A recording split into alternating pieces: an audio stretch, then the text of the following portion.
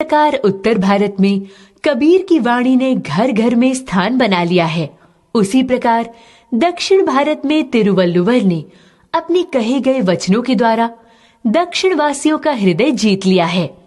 इन्होंने अपनी वाणी से जो कह दिया वह जीवन सूक्त बन गया, और जिसने इनकी सूक्तियों को अपने जीवन में अपना लिया वह सफल व्यक्ति बन गया। इनका जन्म ईसा पूर्व की प्रथम शताब्दी माना जाता है। इनका जन्म तमिलनाडु राज्य में हुआ।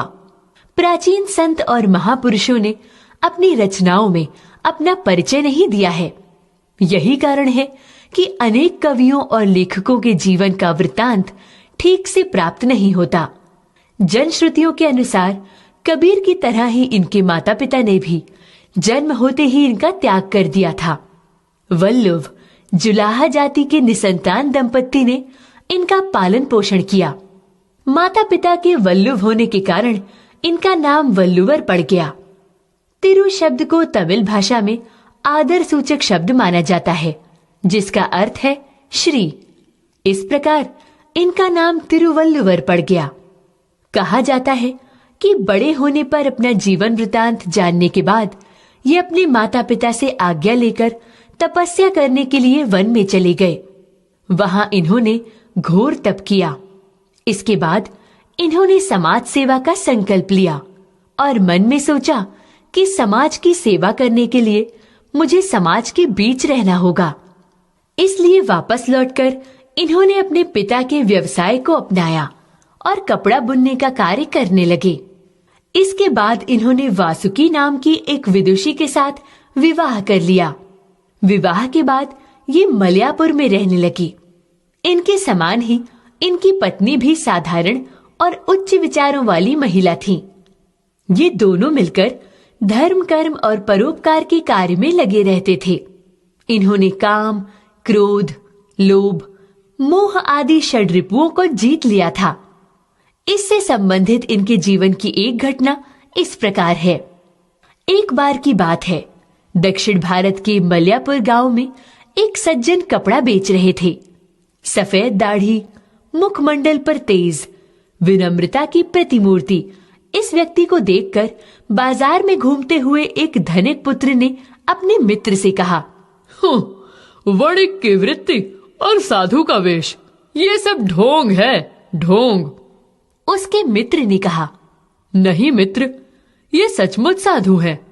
इन्होंने काम, क्रोध, लोभ, मोह आदि पर विजय प्राप्त कर ली है।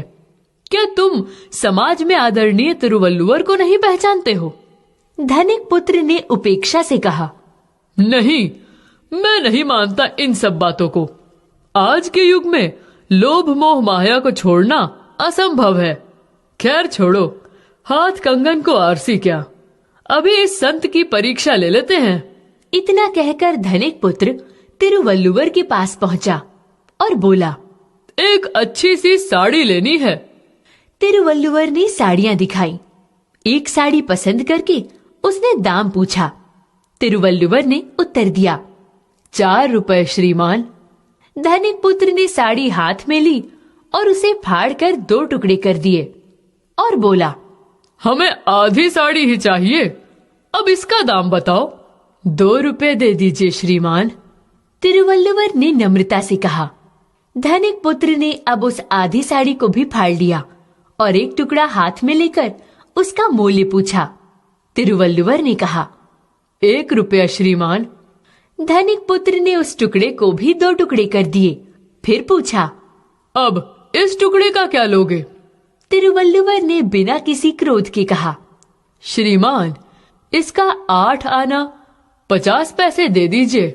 अब उसने उस टुकड़े के भी टुकड़े कर दिए और धृष्टता पूर्वक बोला, अब ये मेरे लिए बेकार है, इन्हें अपने पास ही रखो। तिरुवल्लुवर ने कहा, आप ठीक कह रहे हैं श्रीमान, अब ये किसी काम के नहीं हैं, इन्हें आप फेंक दीजिए। इतना कहकर वे अपने कपड़े संभालने लगे। धनिक पुत्र अवाक रह गया। उसने सोचा, कोई व्यक्ति इतना शिष्ट, इतना सौम्य कैसे हो सकता है? मैंने इनका नुकसान कर दिया, लेकिन इन्हें बिल्कुल क्रोध नहीं आया, ना ही कोई झुंझलाहट हुई। ये तो बिल्कुल देवता हैं। उसने चाहा